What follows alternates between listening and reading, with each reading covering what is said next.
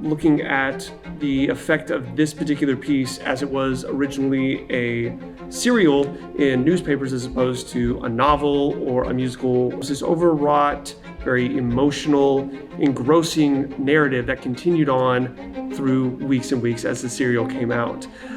Well, that was something that was really interesting for us in pursuing this design.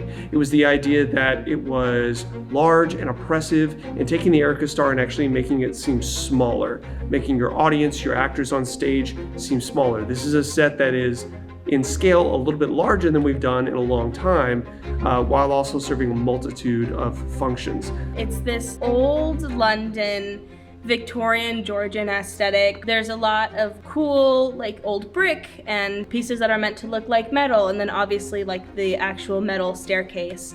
We lean very heavily into the industrial, metallic, wood, stone, dirty quality. We have a really cool floor that we've done for the show, and just a lot of different stonework and brickwork that we've done.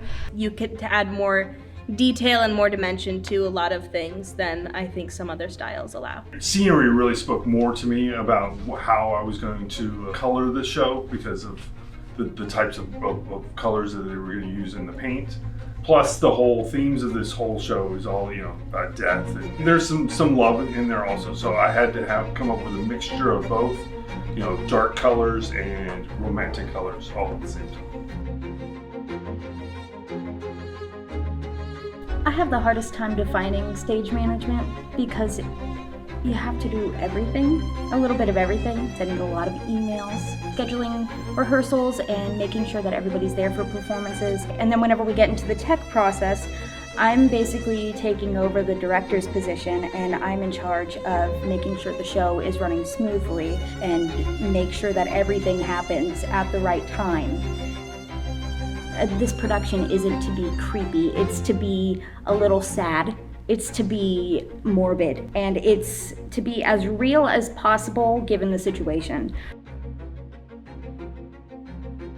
It all takes place around the Great Fire of London, which they talk about throughout the show. So that really became kind of the layered color inspiration for the story.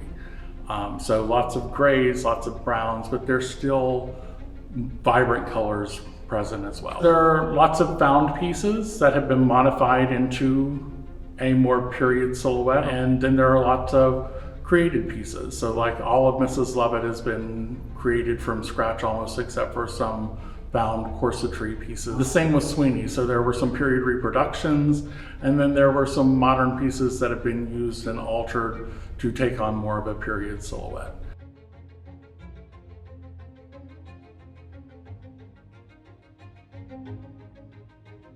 It's meant to be enjoyed. The fun part is that no matter who you root for, they're probably a bad person. And so I just think it's like fun and funny, even though it is like dark and a little gruesome. We are beholden to the decisions that we make.